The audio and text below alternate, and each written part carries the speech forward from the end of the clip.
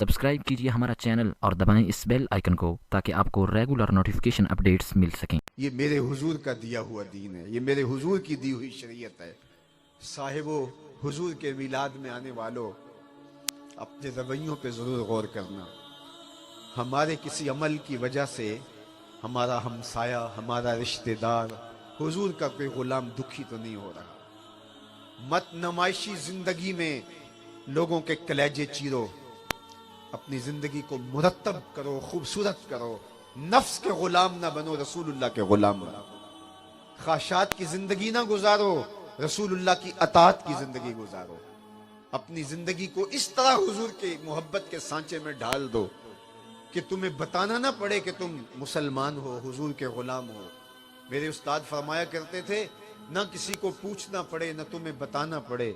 तुम्हारी वज़ाकता, तुम्हारा तर्ज जिंदगी, तुम्हारा अंदाज़े मुआशरत ऐसा होना चाहिए, तुम दूर से चले आ रहे हो, लोग पहचान के कहें वो देखो मोहम्मद अरबी का गुलाम आ रहा है। नूर आंखों पे तो चेहरों पे उजाले होंगे, मुस्तफा वालों के अंदाज निराले होंगे। दुनिया में भी उनके दम से मुकद्दर चमका, महशर में भी उनकी रहमत के हवाले होंगे। आइए मैं और आप अहद करें कि जिएंगे तो हुजूर के लिए, मरेंगे तो हुजूर के लिए। अपनी जिंदगी की एक एक सांस हुजूर के नाम कर देंगे। हुजूर की पसंद नापसंद हमारी पसंद नापसंद होगी, और ये मोहब्बत का तकाजा है। मोहब्बत खाली खोली नारों का नाम नहीं है। नारे भी आपकी अकीदतों के इजहार का एक रंग हो सकता है, लेकिन अगर अमल उसकी नफी कर रहा हो तो फिर हमारे ये सब कुछ फजूल और लायानी नजर आने लग जाते हैं। इसलिए हमें अपनी सारी जिंदगियां हुजूर के नाम लगानी चाहिए, और हुजूर की पसंद और नापसंद का हमें जो है वो आशिक की मोहब्बत का तकाजा ये है कि वो महबूब के चेहरे से पढ़ लेता है कि क्या महबूब की ख्वाहिश है और महबूब की मर्जी और रिजा क्या है। मदीनातुल मुनव्वरा की एक गली से हुजूर गुजर रहे थे, तो वहां एक ऐसा मकान बन रहा था जिस तर्ज तामीर को हुजूर पसंद नहीं करते थे। तो आका करीम ने रुक के कहा, ये किसका है? कहा फला अंसारी का। आका करीम अलैहिस्सलाम ने फरमाया ठीक है, और गुजर गए। हुजूर के चेहरे पे कोई पसंदीदगी के आसार हवैदा नहीं हुए। किसी ने उस अंसारी सहाबी को बता दिया कि हुजूर गुजरे थे तेरी गली से, आप तशरीफ रखिएगा बेटे, आप तशरीफ रखिएगा, आप तशरीफ रखिएगा। तो कहा कि हुजूर अलैहिस्सलाम ने उस मकान को देखा, बस देख लिया, और हुजूर के चेहरे पे पसंदीदगी के आसार नमाया नहीं हुए।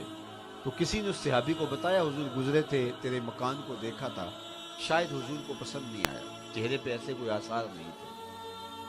तो उसने कुदाल पकड़ा और उस मकान को जमीन के बराबर कर दिया। 2-4 दिन के बाद हुजूर दोबारा गुजरे, देखा तो वहां मलबे का ढेर पड़ा हुआ था। रुक गए, फरमाया उस सहाबी को बुलाओ। बुलाया गया, कहा कि मैं गुजरा था, तेरा मकान देखा था, तो आज मलबे का ढेर है, क्या हुआ? कहा हुजूर मैंने गिरा दिया। फरमाया क्यों?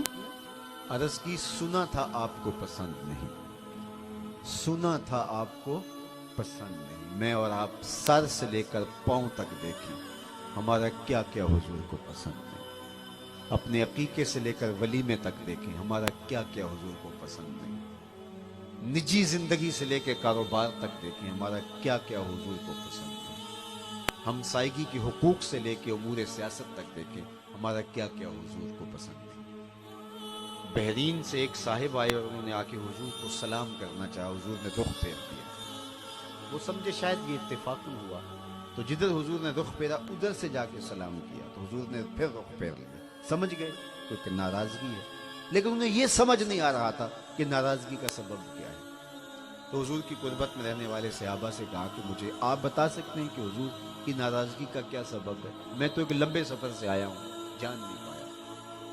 उन्होंने गौर किया तो कहा, हाँ ये तूने सोने की अंगूठी पहन रखी है और हुजूर इसको हराम कर चुके हैं। इन्न ज़हब वल फिद्दत हरामुन लिज़कूर उम्मती, मेरी उम्मत के मर्दों के लिए सोना चांदी हराम है, सिर्फ औरतों के लिए जायज़ है, और मर्द को 4.5 माशे से कम एक अंगूठी की इजाज़त है। तो शायद हुजूर की नाराज़गी का सबब ये हो। तो वो आगे बढ़ा और उसने कहा, मैं क्यों गुनाह बेलज्जत और अंगूठी उतार के हुजूर की खिदमत में पेश कर दूं। وہ کہا حضور اس وجہ سے ناراض ہیں؟ تو آقا کریم نے یوں پکڑی اور یوں پھینک دی، ناراضگی کی وجہ بھی ختم ہو گئی، کیونکہ ناراضگی تھی اس بات کی، اور تو کوئی ایسا ماجرا نہیں تھا۔ خیر مجلس شروع ہو گئی، گفتگو چلتی رہی، مجلس اختتام کو پہنچی، لوگ پلٹنے لگے تو یہ بھی واپس ہونے لگے، تو کسی نے توجہ دلائی، وہ انگوٹھی تو اٹھا لو، تم تو نہیں پہن سکتے شرعاً، لیکن تمہاری بیوی تو پہن سکتی ہے، قیمتی دھات ہے۔ تو سنو اس صحابی نے کیا جواب دیا، میرے سمیت سب اپنے آپ کو اس ترازو میں تولو۔ اس نے کہا یہ انگوٹھی ہے اور قیمتی دھات ہے، اس کو اٹھا لو، تم نہیں پہن سکتے، تمہاری بیوی تو پہن سکتی ہو، ملک تو تمہاری ہی ہے۔ تو صحابی نے کہا واللہ لا آخذہ وقد طرحہ رسول اللہ صلی اللہ علیہ وآلہ وسلم، اللہ کی قسم میں اس انگوٹھی کو کبھی بھی نہیں اٹھاؤں گا جس کو میرے حضور نے پھینک دیا ہے۔ اب اپنی زندگیوں میں میں اور آپ دیکھیں کیا کیا وہ امر ہے جو میرے حضور نے پھینکا ہے اور ہم نے سینے لگا رکھا ہے۔ بس اپنے اندر سے فتوا لیں، اقبال نے کہا تھا اپنے دل سے پوچھ، ملا سے نہ پوچھ۔ کیا کیا ہے جو حضور نے پھینک دیا ہے، حضور نے دور ہٹا دیا، حضور نے نفرت کی ہے، اور ہماری زندگیوں میں وہ چیزیں شامل ہیں۔ اگر وہ شامل ہیں تو پھر بھی میلاد بھی ہر سال کیے جا رہے ہیں، درود بھی پڑھے جا رہے ہیں، سلام بھی پڑھے جا رہے ہیں، نعرے بھی لگائے جا رہے ہیں، اور وہ کیے بھی جا رہے ہیں جو حضور کو ناپسند ہے، تو یہ خود فریبی ہے، اپنے آپ کو دھوکہ دے رہے ہیں، رسول اللہ کو دھوکہ نہیں دیا جا سکتا۔ محمد دی زیارت، محمد دے رنگ وچ اے ٹھگ بازیاں جانے پیارا محمد۔ اور اقبال نے کہا تھا چوں بنام مصطفیٰ خانم درود، از خجالت آب می گردد وجود، عشق می گوید کے محکوم غیر، سینائے تو از بتا مانند دیر، تا نداری از محمد رنگو بو، بر زبان خود میالا نامی ہو۔ اس کا اگر میں پنجابی میں ترجمہ کروں تو میں اپنے شیخ کے ایک شعر سے ترجمہ کروں گا، یاری لا تو پاک نبی سنگ، اے پر پوری یاری، پھر درود قبول ہے تیرا لکھ نہ لوں ایک باری۔ تو آئیے میں اور آپ اپنے آپ کو حضور کی محبتوں کے سانچے میں ڈھال لیں۔ آج وقت بھی ہمیں اس بات کا تقاضا کرتا ہے، حضور کی محبت بھی اس بات کی متقاضی ہے۔ باقی رہی بات جو بدبخت، بدطینت، خسیس الفطرت، جو گستاخانہ خاک تراش کے ان کو منسوب پیغمبر رحمت سے کرتے ہیں، یہ بات ذہن میں رکھیے، وہ خاک حضور کے نہیں ہیں۔ ہمارا غصہ یہ ہے کہ ان کو منسوب حضور سے کر رہے ہیں۔ حضور کا خاکہ تو تراشا ہی نہیں جا سکتا، ان کی مثل تو ممکن ہی نہیں ہے، ان کی تو تصویر نہیں ہے، ان کا تو سایہ نہیں ہے، ان کا تو ثانی نہیں ہے، خاکہ چیمانہ دارت۔ ہمارا غصہ یہ ہے کہ تم یہ ان ٹیڑھی لکیروں کو میرے حضور سے منسوب کیوں کرتے ہو، میرے محبوب کی طرف منسوب کرنے کی جرات بھی کیوں کرتے ہو۔ لیکن یہ بات بھی ذہن میں رکھیے، چاند کی طرف منہ کر کے تھوکنے سے اس کی نوری کرنوں کو میلا نہیں کیا جا سکتا۔ تھوکا ہوا اپنے منہ پہ آ گرتا ہے اور اپنا منہ ہی گندا تھوکنے والا کرتا ہے۔ مدینے کا چاند کل بھی روشن تھا، ہرا کا چاند آج بھی روشن رہے گا، یوں ہی ان کا چرچا رہے گا، پڑے خاک ہو جائیں جل جانے والے، ان کے نام کے پھریرے لہراتے رہیں گے، عرش تا فرش انہی کے نام کی دھومیں مچی رہیں گی، اور ان کے ذکر کا سویرا اور ان کے ذکر کا بانک پن موجود رہے گا۔ اور کائنات نے وہ دن بھی دیکھنے ہیں، اس زمین نے، اس آسمان کے نیچے وہ گھڑیاں بھی آنی ہیں۔